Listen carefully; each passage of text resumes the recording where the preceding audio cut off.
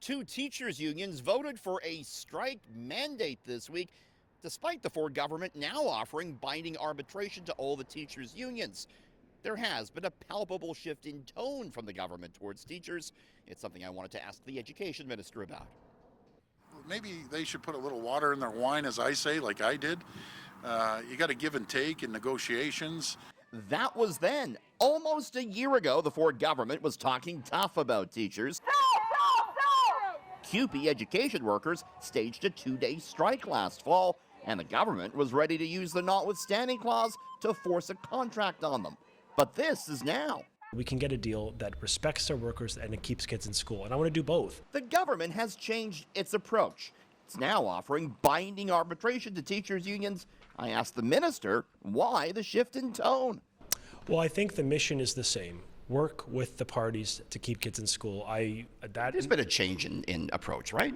I think there's been a commitment by the government to do whatever it takes to get to the finish line. But it's a shift both the English Catholic teachers and the elementary teachers unions are not opting for.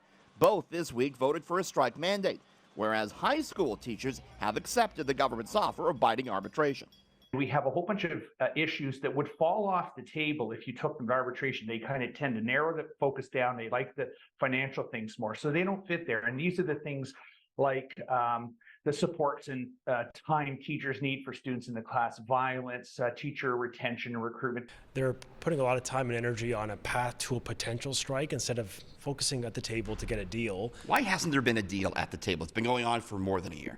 Well, you know, with EDFO, with one of the big unions that had that strike vote, with their education workers, that's not the teachers, but the custodians and EAs, for them, we actually landed a deal. We just announced a tentative agreement just a week or two ago. So my point is we can get deals. But you're trying to compare like apples to, baseballs, and we're not even talking the same fruits. So it's concerning that he's making analogies that aren't applicable, because I'm not sure what the purpose of that is. Look, I appreciate they've initiated this strike vote. I'm not going to be deterred or in any way moved from our mission, which is to work with them, get them to the table, and demonstrate to them that this is a good offer. It's fair. All three parties will decide who is the arbitrator.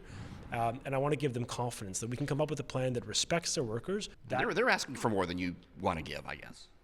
They are certainly asking for more. Yeah, they still haven't settled on the Bill 124. They offered like 1% per year for the last 3 years, so teachers have been restricted to that.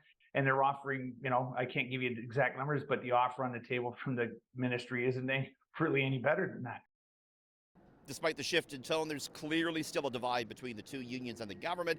The good news for students and parents is that there's no imminent strike action planned, and both sides remain at the bargaining table. In Midtown, Richard Southern, City News.